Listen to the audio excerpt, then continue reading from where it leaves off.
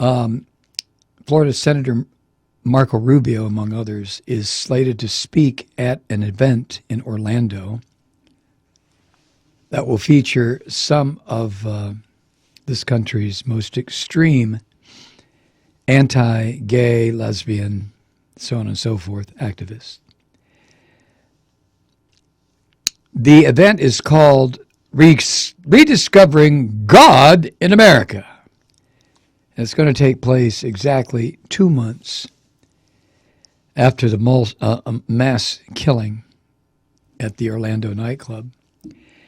And Rubio claims, of course, Rubio is such a little prick, isn't he? He claims it has nothing to do, nothing, with anti-gay activism. And he got some criticism last week for, first of all, deciding to attend this circle jerk of these fucked up Christians. But he responded with an attack on, quote, the media and liberal activists for labeling a gathering of faith leaders as an anti-LGBT event when it is nothing of the sort. He also called for more courteous dialogue in the debate over marriage equality that is, in his words, respectful of the views and the dignity of those on both sides, end quote. Oh, my ass. Respect for the views and the dignity of people who support marriage equality? Stop it, Marco Polo. Anyway, this event, which, as I said, is part of a series called Rediscovering God in America, these events are hosted by one David Lane. He is a self-described political operative who is intent on infusing the U.S. government with his own brand of Christian nationalism. Christian national. Isn't that a contradiction in terms? Christian, not to these assholes. Christian nationalism. That's, Jesus was a killer. If Jesus could have gotten his hands on a Kalashnikov, he would have, and just wasted the entire Sanhedrin court, right? He would. Lane, this freak, has said that God is going to punish America for its growing acceptance of homosexuality with, quote, now God's going to do this. Listen up. God's going to do this. Car bombs in Los Angeles, Washington, D.C., and Des Moines, Iowa. Des Moines, Iowa? God is going to plant car bombs in Des Moines, Iowa? Oh, well. Jesus Christ. Now, Lane's project here, Rediscovering God in America, organizes these events. And Lane functions as part of the American Family Association, one of the most vehemently anti-gay groups in the country. Now, the very first of these events took place in Iowa in 2011 and was clearly political. At that event, Mike Huckabee called on participants to become what Huckabee calls spiritual warriors to fight marriage equality.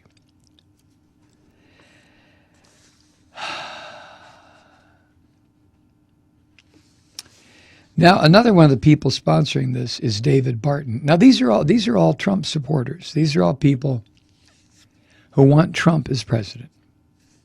No, they really do. They really do, because they see, they may be religious assholes, but they see how easily manipulable Trump would be.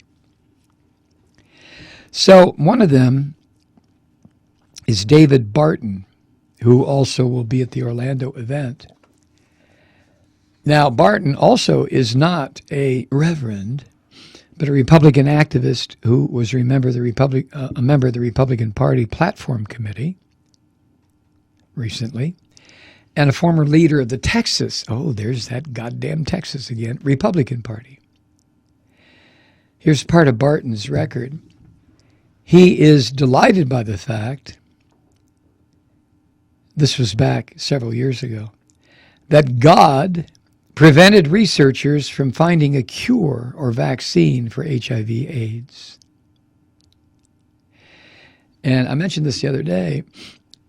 According to Barton and so many of these right-wing psychopaths, AIDS is a punishment for sin, and therefore God will block a potential cure.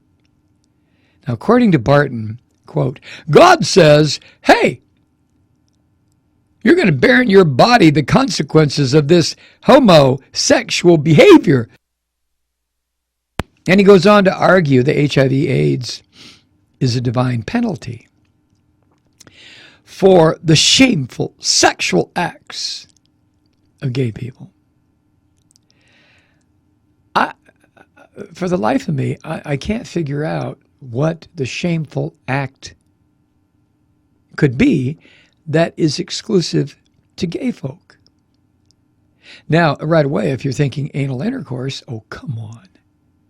That's as much of a heterosexual romp in some cases as it is homosexual. So what's he referring to? Never mind. Barton also called homosexuality, quote, absolutely reprehensible and disgusting. Poor bastard. Barton also has his word guaranteed his radio listeners that if they have children going to public schools, quote, they are getting homosexual indoctrination. And, quote, he even said that public schools will, quote, force them to be homosexual. Jesus Christ. Now, his gay rights conspiracy theories, you know, the queers are everywhere. They don't end there. A couple of years ago, before the passage of the 2009 Shepherd-Bird Hate Crimes Prevention Act, this freakish son of a bitch, Barton, said the law was, quote, designed to single out preachers in the pulpit, end quote, and that the act would put pastors in prison if they condemned homosexuality. Jesus Christ. See, it's not just Trump that lies through his goddamn face. Okay, I know Hillary shades the truth. I get that. But Trump and these Christian fuckwads, I mean, everything that comes out of their mouths is a lie. Everything. It's incredible. Oh, well. Another guy who's going to be there is Liberty Counsel's Matt Staver. And he's going to appear with Rubio at the Orlando event. Now, Staver has claimed that gay rights advocates are terrorists like minions of Satan who are paving the way for the destruction of America and a second revolution. Back when the Boy Scouts rescinded its ban on gay members a couple of years ago, this freak said that the Boy Scouts organization would turn into a playground for pedophiles. He claims that gay folk entrap and groom children and force people into a lifestyle of destruction. And besides pedophilia, this freak has also linked homosexuality to the 2008 financial crisis. Jesus fucking Christ. I just can't get my mind around this stuff. Staver also claims that gay folk are forcing homosexuality on everyone by force of law, and that the Obama administration is mandating forced homosexuality. Whew.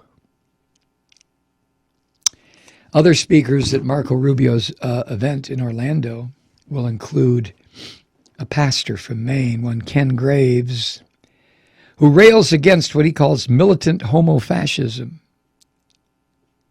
And another one named Bill Federer, who thinks gay rights will usher in Islamic rule in the U.S. I mean, have you ever heard, the reason I bring this up, there's a number of reasons, but this kind of absolute unhinged madness is what's floating around this country right now. And it's part of what produced Donald Trump. The Republican Party, which gave itself over to these Christian fascists years ago, with the back in the Nixon years, with the rise of the silent majority and all these other freak asses. So I bring it up for that reason. If the Republicans, I don't care who their candidate is, it could be Donald Trump or, half-wit Harry, it doesn't matter to me. But when the Republicans get control of both houses of Congress and the executive branch, that's it. That's all she wrote. And if we think Sharia law is psychotic, well, Christian law is actually the same. There's not that much difference between the two of them. Now, Rubio says the event is in no way anti-gay.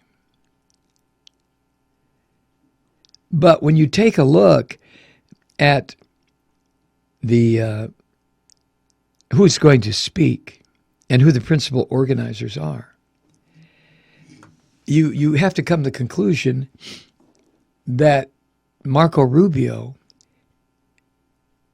is as insane as Trump or Jesse Helms was before he went to hell, or any of these right-wing fucks. They're insane. It's madness. It is pure, unadulterated crazy. There's no halfway here. And I want to tell you, I'm going to piss off a lot of people right now, but that's just the way it goes if you subscribe to this program. If you attend a Christian church, you are contributing to this bullshit. No, you really are. You really are. I have friends who are wonderful, calm Methodists. I have friends who are exceptionally bright Episcopalians. I have a few other friends who are out of their fucking minds because they're Baptists. But all of these people, I don't care if they're the Baptists, the Methodists, Episcopalians, Presbyterian, it makes no difference. You are perpetuating this kind of horror. And you are guaranteed that a Christo-fascist like Donald Trump is going to be the new warrior for Christ.